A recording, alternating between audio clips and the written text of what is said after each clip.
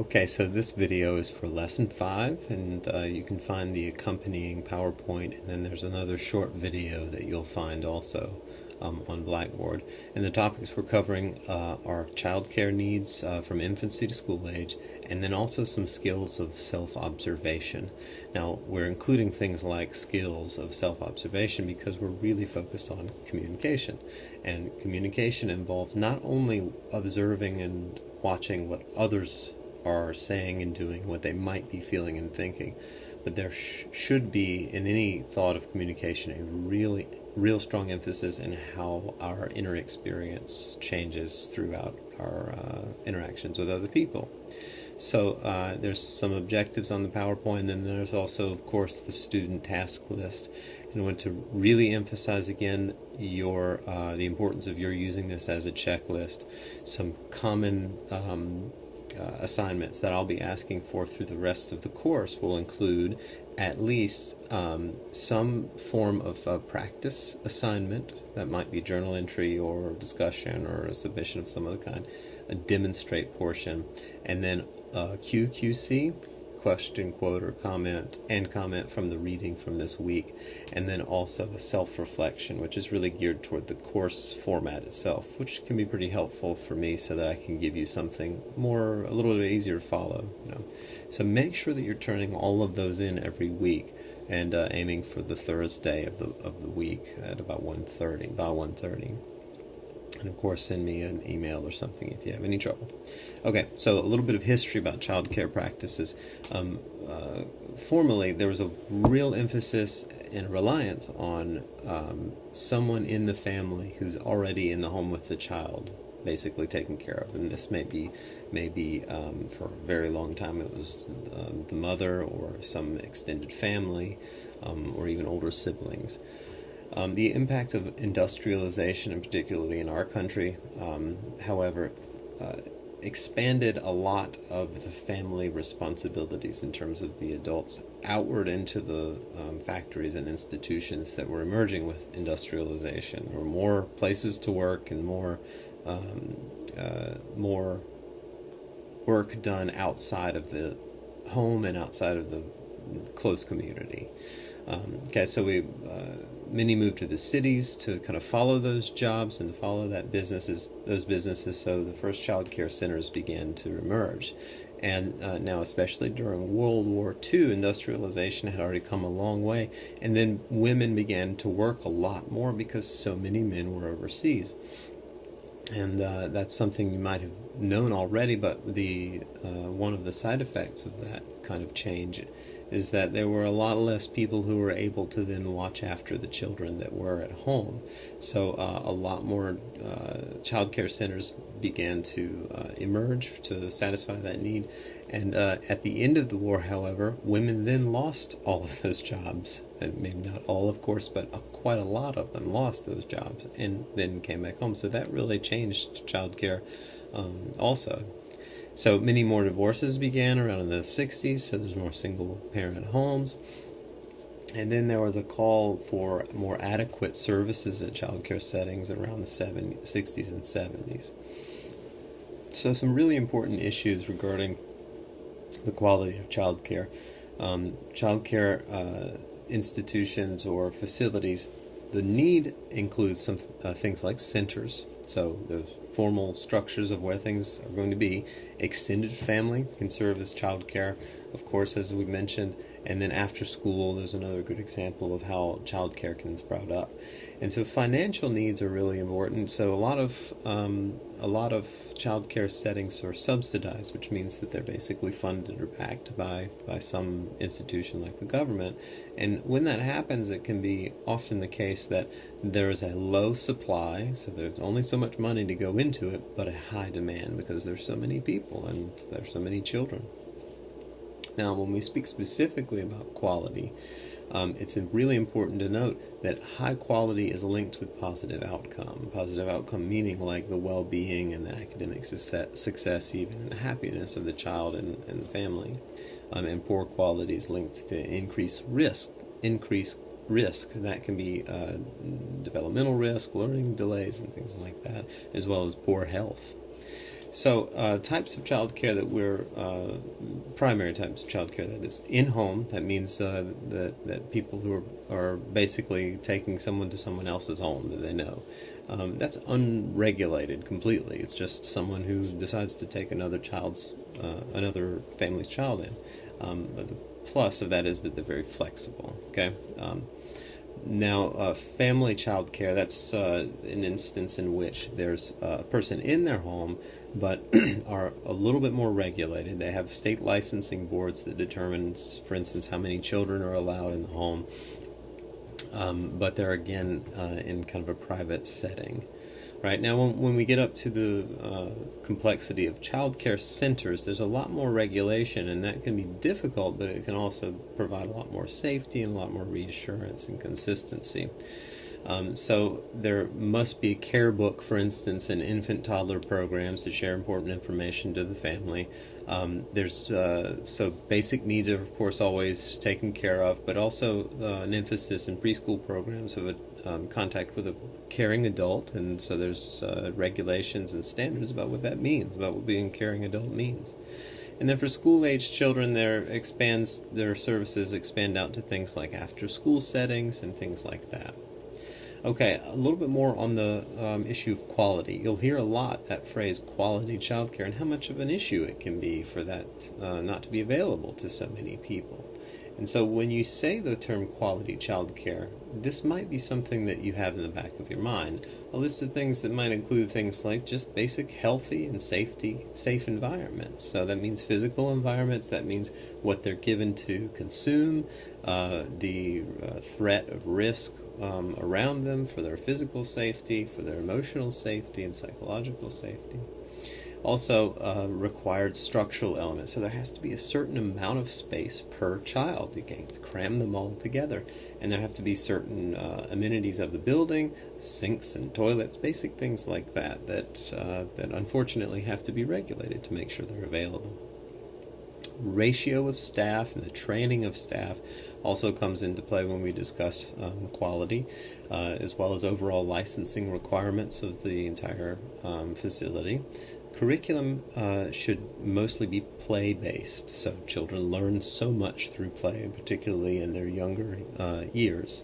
And there also, of course, has to be a really good balance of outside and inside activities. Okay, parent and family involvement is really important, and collaboration is really important in terms of quality child care setting as well. And that can be a lot more difficult, of course, as parents are more engaged in their jobs. So when we discuss accreditation, a couple of really notable associations that provide accreditation, that's basically the licensing stating that they're able to practice child care, include National Association for Family Child Care Accreditation, developed in 1988, and there's a little fewer of those in the country than the other one listed on the PowerPoint, National Association for the Education of Young Children. And so that's a little bit more per capita in the country, at least. So you can look for those names to spot out where the actual accredited services might be. So for your practice assignment, it's kind of a weird one. So look into the video on Blackboard, and you can see me guiding you through it there. Okay, and then respond to your experience through the assignment on Blackboard. Okay, we're shifting gears here from a little bit less about the child care center aspect and a little bit more about the communication verbatim. Okay, so when we're talking about observing bodily feelings and thoughts, this might seem a little bit abstract or a little bit difficult to think about placing in your professional experience, but when you're communicating with people, it's an extremely necessary part to be able to sort of have a check on where you are in the communication that's happening. And two ways that you might examine how you are or where you are in that communication might be to examine or pay attention to the overall bodily feelings that are happening. And another way is just to observe what thoughts arise during the interaction. And it's really important to assume a stance of, or an attitude of, what I like to call an affectionate detachment. So you're sort of backing out or dropping back outside of yourself, so to speak, but not in a way that puts you at a disconnect between what's happening, between you and what's happening. It's an affectionate, connected detachment. Okay, so you're separate, but not completely detached. The detachment has some degree of connectivity as well. And as you do that, you'll be aiming to notice what things do. Now, when I say things, I mean, of course, sensations in the body and thoughts in the mind. And you're not following them like you're daydreaming, or you're not following them like you're kind of following a story and trying to analyze them as much. It's just noticing what they do, noticing how they arise, noticing how they endure there, noticing how they change, and notice how they pass. And that sort of affectionate detachment, the backing up, the dropping back and watching that, can give one a real soothed, comfortable feeling with whatever arises, even if it's anger or irritation. It's important to know a little bit about the body and to be able to do that. And the fight-flight response in the body is something that's really often talked about, and it's worth looking up a little bit. It basically highlights the activity of the sympathetic nervous system in the body, and what the sympathetic nervous system really aims to do is to prepare the body for emergency. So it draws the blood away from some vital organs like the stomach, for instance, out toward the active parts of the body like the arms and legs, and then the heart and lungs change accordingly so that the limbs in the body can be ready for action. You can think about what might happen if you, say, almost stepped out in front of a quickly moving car and then you suddenly jumped back. The feeling of panic or the rush that happens is an example of how you might experience that fight or flight. And that's a good thing, because sometimes we're chased, sometimes we're near catastrophe. If you've ever been approached by a wild animal, that's larger than you might need a little bit of that fight or flight response, okay? But in a conversation, say with a child's parent, it might not be the most fitting place for that response. Now, what can be thought of as the opposite of that might be something that you could call the relaxation response. This highlights what's called the parasympathetic nervous system. This does essentially the opposite. Draws the blood back into organs like the stomach and intestine to allow for smoother digestion. The heart rate slows, unlike the reactive beating of the fight-flight response. The lungs expand and contract more easily and more fully, as opposed to what the fight-flight response does. It makes the lungs breathe quickly and short, right? So some things you might think about in terms of bodily feeling and thoughts, mental thoughts. They kind of exhibit some characteristics. They can be reactive, that is, to the outside environment, to sounds, to sights, to touching sensations. They're also proactive, so they have future expectation. They prepare you for the future. So thoughts and bodily feelings, they're watching out for your future too. They're interactive also. So they're interactive in the sense that they kind of are interdependent upon one another. Bodily sensations impact what thoughts do, and thoughts impact how the body feels. Okay, we'll go into a little more detail about what that looks like right now. So highlighting feelings, watching the body. Emotions are really important to be thought of as feeling tone sensations. So emotions become really complicated, but at the bottom, they're basically just sensations in the body that are kind of colored with a valence or a general quality of good or bad, or pleasant or unpleasant. And they can lead us to act. Okay, so you could think of emotions, meaning evoking motion. They put our bodies ready to act in a certain way. That act might be fierce and heavy, and it also might be relaxed and settled. Knowing emotional feeling through the body can be thought of as reflecting that reactive component. So you're paying attention to the bodily sensations in order to inform yourself of what emotions you're feeling at any given moment. And also the stress on watching emotional bodily sensations change should be really thought of. So when you're noticing the bodily sensation, it could it could feel that you're caught by it.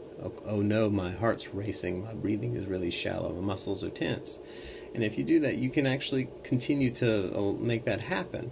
If you watch the bodily sensations change over time, you'll notice, okay, my muscles here are tight, but these muscles are a little more relaxed, or my heart rate was really quick, now it's slowed down, and now it's sped up again, and my breathing has changed.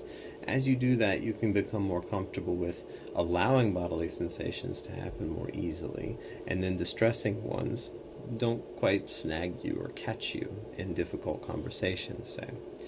Okay, so specific areas of the body to watch in terms of watching the emotional or the feeling-toned sensations in the body could be thought of as feeling or touching areas. That's just basically the skin all over. It means you might begin to sweat, get clammy, flush or hot, something like that. Areas to do with lifting, that's the skeletal muscles all over the body.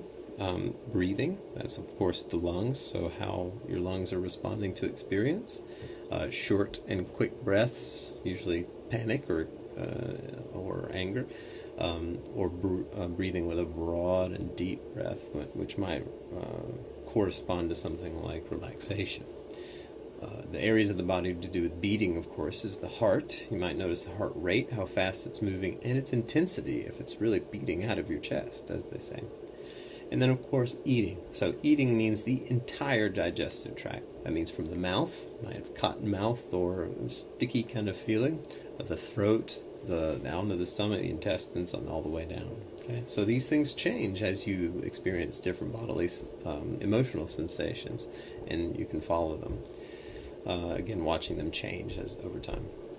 Switching gears to thoughts now, watching the mind as opposed to watching the body. Thoughts can be thought of as possibly dividing into two types. Okay, so you can think of them as audible or visual mental perceptions. They're not really perceptions per se. You're not perceiving the world, but they kind of behave like perceptions. You can kind of see and hear in your mind a little bit, in your imagination.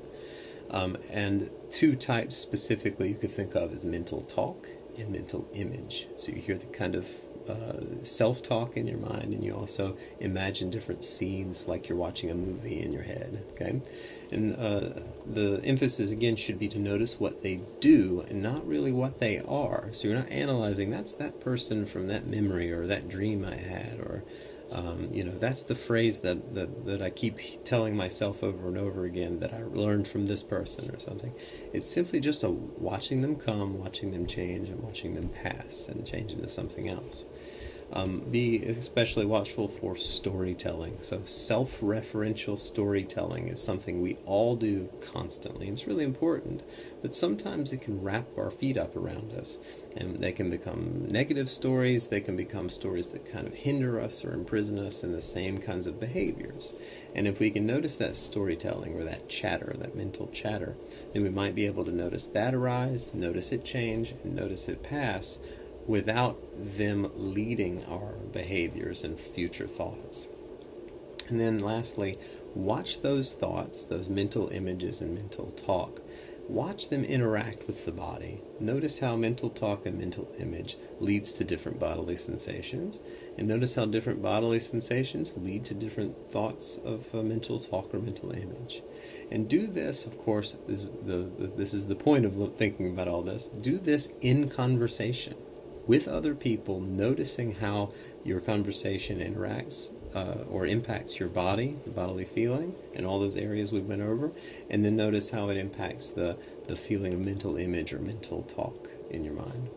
Okay, for your demonstrate portion of this, you have a short video online, so watch out for that. I just realized that the practice assignment earlier, I said there was a video for that. That was my mistake. The page 140 in the Family, Schools, and Communities book, record your response to that as an assignment and put that on Blackboard. Sorry about that. But the demonstrate portion, that has a video on Blackboard that you should follow along with, and then respond to those three areas listed there in terms of a journal entry. Okay? All right, so your field experience reflection, the visit to safe homes, make sure that that's submitted by this Thursday by 1:30. That's kind of our class time. And again, look over the reading for QQC and respond to that as a discussion post, and then the self-reflection format as a journal entry. So think about the few things I ask you to respond to in terms of the actual lesson and the format and things like that. So practice is the selection from the book, page 140, not the video. The demonstrate portion is the video that's also on Blackboard, and then the response to it. You also have that field experience reflection, the QQC, and the self-reflection. So you go back to the student task list to look over it, and let me know if you have any questions.